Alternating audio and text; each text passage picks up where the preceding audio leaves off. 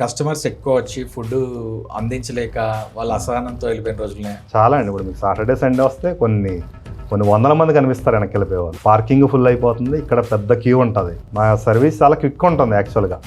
ఒక 5 minutesకి 60 దోసెస్ ఇస్తాం. అయినా కానీ ఆ లైన్ తగ్గదు అనమాట. అంత కొత్తగా లైన్లో వచ్చి అంతమంది జాయిన్ అవుతూ ఉంటారు. సో బయట నుంచి చూసిన వాళ్ళకి ఏమవుతుందంటే ఆ లైన్ చూసి ఇంకో 1 hour పట్టేస్తుందని వాళ్ళు రారు. అటు నుంచి అటే ఇంకో రెస్టారెంట్కి వెళ్ళిపోతారు. అది మేజర్గా సాటర్డే సండే అవుతుంది. వీక్ డేస్లో ప్రాబ్లం. దాన్ని మీరు ట్యాకిల్ చేయడానికి ఏం చేస్తారు? బ్రాంచెస్ ఓపెన్ చేయాలి. ఎక్కువ బ్రాంచెస్ ఓపెన్ చేస్తే ఇప్పుడు మాకు మాదాపూర్ నుంచి ఆ జూబ్లీ హిల్స్, బంజారాస్ అలా చాలా దూరం నుంచి వస్తారు.